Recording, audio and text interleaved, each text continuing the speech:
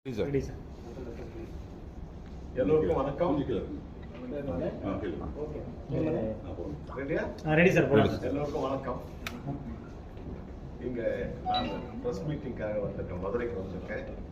ஏன்னா மதுரையில வர ஜனவரி 18ஆம் தேதி ஈசிகோ கம்பெனியில தம்பி ஹரிஷ் அவர்கள் ஒரு அற்புதமான ஒரு லைவ் இன் கான்செப்ட் மதுரையில் இருக்குன்னு சொல்லி என்னை கேட்டு மதுரையிலேயே ஆச்சரியப்பட்டு, ஏன்னா மதுரையில் ஒரு லைவ் இன் கான்செப்ட் பண்ணணும்னு ரொம்ப நாள் ஆசை. அது நம்ம தம்பி ஹரிஷ் அவர்கள் எனக்கு இந்த அற்புதமான வாய்ப்பை எனக்கு கொடுத்தாரு. அதனால பிரசனிக்காக வந்தேன். அதாவது மொத்தம் ஒரு 55-60 பேர் ஆர்கெஸ்ட்ரா வரும். மொத்தம் பிரம்மாண்டமான கான்செப்ட்னு சொல்லுவாங்க இல்லையா, அது போல ஒரு 60 பேர் கிட்டத்தட்ட எல்லாரும் வரவங்க. எங்களுடைய இசைக்குழுவில் மனோ அவர்கள் பாடுகிறார்கள். நல்ல பிரசித்தி பெற்ற மனோ பாடுறாங்க. அனுராதா ஸ்ரீராம் அவர்கள் பாடுறாங்க.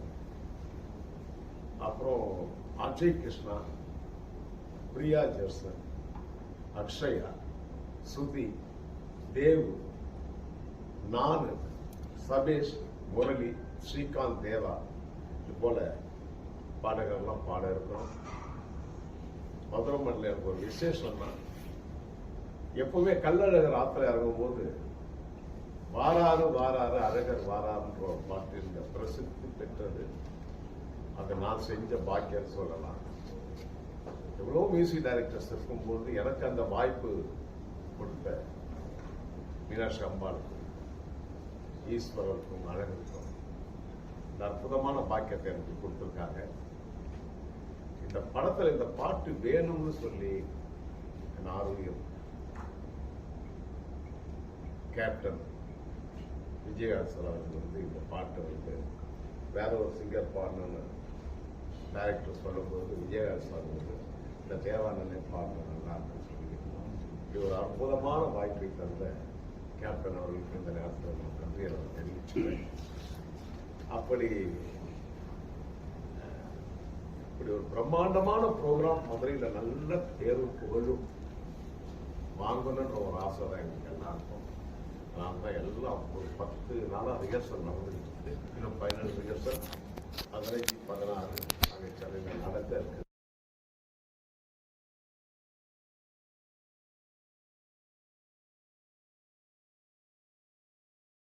அதுதான் எங்களுக்கு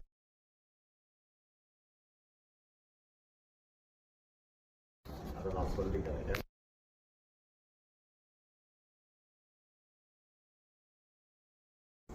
எல்லாரும்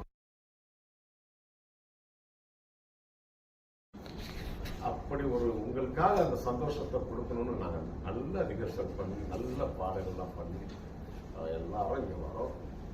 நீங்க தான் ஆதரவு கொடுக்கணும்.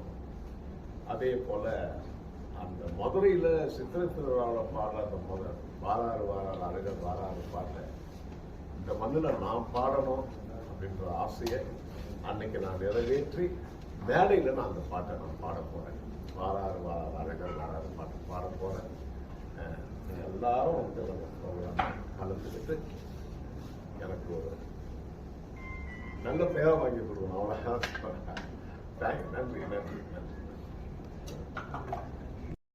படங்கள் விழாவா இருக்கட்டும், இல்ல நடிகர்கள் வரக்கூடிய விழாக்கள்ல இந்த கூட்ட நெரிசல்ல விபத்துகள் ஏற்படுது, சில அசம்பாவிதங்கள் ஏற்படுது. இப்ப சமீபத்துல பாத்தீங்கன்னா அல்லு அர்ஜுன் அவர்கள் கூட ஒரு பிரச்சனையா இருக்கு. இந்த மாதிரி பிரச்சனைகளுக்கு இந்த கூட்ட நெரிசல் தொடர்பான பிரச்சனைகளுக்கு அந்த நடிகர் மீது வழக்கு தொடர்றதுன்றதை எப்படி பாக்குறீங்க சார்? ஏன்னா இது அவர் யதார்த்தமா ஒரு அல்லு அர்ஜுன் புஷ்பா அது எனக்கு அது இது தெரியல. எனக்கு நடிகர்கள் மேல பண்றது தெரியல. அவங்க ஜனம் வந்தாங்க, இவன் நடிச்சார். இது அப்படி நிறைய நடந்திருக்கு. சம்பவங்கள் இதுக்கு முன்ன நிறைய நடந்திருக்கு. அதை நம்மளே பெரிய மனசு பண்ணி அது சமாதானம் பண்ணிக்கணும். வேற வழியே இல்லை. யார் மேல யார் குற்றம்னு யாரும் சொல்ல முடியாது. இந்த மாதிரி வழக்கு கடந்த வாரம் இளையராஜா அவர்கள் இங்க கோயிலுக்கு வந்திருந்தப்போ வந்து ஆண்டாள் கோயில்ல வந்து சிவலிங்கம். கோயிலுக்குள்ள அது போய்க்கலாம் ஒரு சர்ச்சை ஏற்பட்டுச்சு. அது அவரானா வந்து அவர் இல்லைன்னு சொல்லி மறந்துட்டாரு. இருந்தாலும் கலைத்துறையில இருக்க நிறைய பேர் வந்து அவருக்கு ஆதரவு தெரிவிச்சு பேசியிருந்தாங்க. கண்டிப்பா அது இல்லை. எல்லாம் அவருக்கு என்ன மரியாதை கொடுக்கணுமோ அந்த மரியாதை எனக்கு கொடுத்தாங்க கோவில். நானும் வீடியோ நியூஸ் பார்த்தேன். அது அவருக்கு என்ன மரியாதையோ அந்த அந்த அவருடைய பேருக்கு என்ன மரியாதை அதை நடந்துதாங்க, நல்லா நடத்தினாங்க. அதை நான் கேள்விப்பட்டேன். நல்லா தான் சூப்பர் ஸ்டார் அவர்களுக்கு வந்து டைட்டில் சாங் இன்ன வரைக்கும் 30 வருஷத்துக்கு மேல ஆச்சு நீங்க கொடுத்ததா. மீண்டும் அவரோட நினைவதற்கான வாய்ப்புகள் ஏதாவது இருக்கா? இது சொல்ல பேச்சு இது நடந்திருக்கா? அது அது அற்புதமான கொஸ்டின். நான் சூப்பர் ஸ்டாரை வந்து நிறைய தடவை சந்தர்ப்பம் அவரோட மீட் பண்ணி எந்த ஃபாரின் கண்ட்ரிக்கு போனாலும் அவர் வீட்டுக்கு போயிட்டு அவருடைய பிளஸிங் வாங்கிட்டு தான் நான் இப்போ கூட அமெரிக்காவுக்கு அதிகமாக போயிட்டேன். அதை பற்றி நான் அவர்கிட்ட இது வரைக்கும் நான் பேசுனதில்லை. இவ்வளவு வருஷம் ஆச்சு இல்லையா, அதை பற்றி நான் பேச மாட்டேன். எனக்கு சில சந்தர்ப்பங்கள் எனக்கு அவர் மனசுக்குள்ள தேவாவுக்கு இசை கொடுக்கணும், மியூசிக் கொடுக்கணும்னு ஆசை இருந்தாலும் கூட அங்க இருக்கிற சுச்சுவேஷன் எப்படியோ தெரியல. அதை தெரியாம நான் அவரை கேட்க மாட்டேன், அவருக்கும் ஆசை இருக்கும். பட் சுச்சுவேஷன் எப்படின்னு தெரியல. அதனால நான் சைலண்டா இருந்தேன். சார் உங்களுக்கு அந்த ஆசை இருக்கா சார்? திரும்பவும் கண்டிப்பா சூப்பர் ஸ்டாரோட திரும்ப இணையணும்னு ஆசை உங்களுக்கு இருக்கா? இணையணும்னு ஆசை இருக்காது, இருக்கும். அந்த ஆதங்கம் இருக்கும். அதாவது இவ்வளவு படம் பண்ணியிருக்கேன், இப்பவும் சூப்பர் ஸ்டார் படத்தை பத்தி தானே பேசுறீங்க. அப்ப அவர் படம் இன்னொரு படம் பண்ணணும்னு ஆசை இருக்காத? கண்டிப்பா ஆசை இருக்கும். அந்த ஆசை கூடிய சீக்கிரம் நிறைவேறும்னு நினைக்கிறேன். பார்க்கலாம். அம்பாருடைய அழகர் சார், இப்போ பேன் இண்டியா மூவிஸ் சொல்லி இப்போ ரீசெண்டாக நிறைய வருது இல்லையா? அதாவது ஒரு படத்தை எடுத்து வெவ்வேறு மொழிகளில் மொழிபெயர்வது. இதனால வந்து இந்த ப்ரொடக்ஷன்ல வேலை பார்க்குறாங்க, இந்த ஷூட்டிங்ல வேலை பார்க்குறவங்களோ, அதை தாண்டி வந்து இந்த பாடகர்கள் ஒரு சிலர் இருக்காங்க, இது அவங்களுக்கு ஒரு சில சிரமங்களை ஏற்படுத்துதுன்ற மாதிரி ஒரு சிரமங்கள். பேன் இண்டியானா இப்ப நான் தமிழ்ல பண்றேன்னா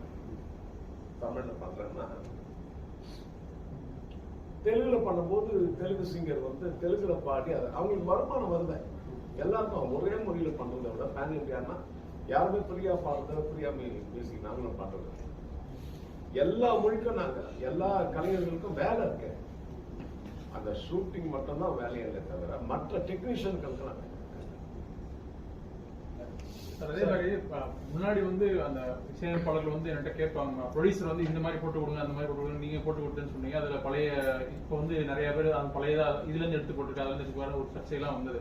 நீங்களும் அதுக்கு விலை கொடுத்துட்டீங்க. என்கிட்ட என்ன மாதிரி கேட்கறாங்களோ நான் அதை தான் பண்ணி கொடுக்குறேன் அப்படின்னு. ஆனா இப்ப டிஜிட்டல்ல வந்து அது வாய்ப்பு இல்லை. ஆனா இன்னமும் அது நடந்துகிட்டு இருக்கா சார்? ஏன்னா வெளிநாட்டுல இருக்க இசையை வந்து இங்க போடுறாங்க, இந்த மாதிரி விஷயம் நடக்கல. ஏன்னா அதான் காமெடி ஒரு விஷயம் சார். எல்லாமே கேட்பாங்க, என்ன சார் நிறைய பாட்டு இதெல்லாம் வந்து கேட்பாங்க. நான் என்ன பொறுத்த வரைக்கும் சொல்றேன், இது மாதிரி யூடியூப் அதெல்லாம் பிற்காலத்தில் வரும்னு எங்களுக்கு தெரியாது.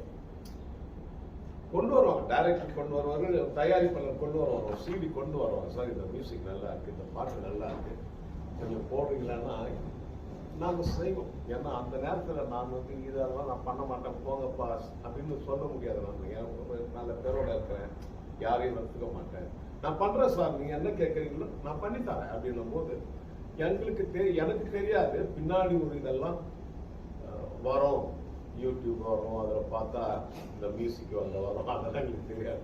அவங்க கேட்டு நான் பண்ணி கொடுத்துருவோம். ஒரே ஒரு உதாரணம் சொல்றேன். ஒரு படம் கந்த சஷ்டி கவசம் பாட்டு பண்ணியிருந்தேன், சூரியன் ஒரு படத்துல. அது எப்படின்னா காக்க காக்க கனகல் கேட்க பாட்டு 18 வயசுல ஒரு சாங் வரும். அது எப்படின்னா எனக்கு கதை விளக்கம் சொல்லுவாங்க இல்லையா, இந்த பாட்டு எந்த இடத்துல வருதுன்னு சொல்லுவாங்க இல்லையா டைரக்டர். அப்படி சொல்லும் பொழுது சார் இது மாதிரி சரத்குமார் வந்து ஒரு கிரிமினலை பிடிக்கிறதுக்காக மொட்டையெல்லாம் அடிச்சுட்டு ஒரு வில்லேஜ் அந்த பக்கம் காட்டுக்குள்ள போறாரு. காட்டுக்குள்ள போகும்போது அங்க யார் வில்லனோ அவங்க பொண்ணையே லவ் பண்றாரு, ரோஜாவை லவ் பண்றாரு. அவங்க அப்பா ஒத்துக்க மாட்டார், பொண்ணோட அப்பா ஒத்துக்க மாட்டாரு.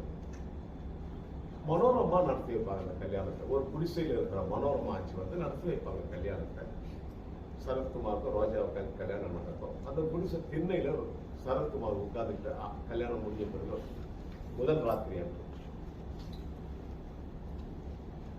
இவர் ஒரு கிளாஸ் சிஸ்டர்ல பாட்டு கேட்டுட்டு இருப்பாங்க. அவங்க சொன்ன கதையை சொல்றவங்க கிட்ட எல்லாம் இருந்தாங்க, பவித்ரன், சங்கர் எல்லாம் அசிஸ்டன்ட் டைரக்டர். காக்க காக்க கனகவே காக்க ஓகேன்னு ஒரு கந்த சஷ்டி கவசம் கேட்டுட்டு இருக்காரு. யாரு? சரத் சார், சரத்குமார் கேட்டு.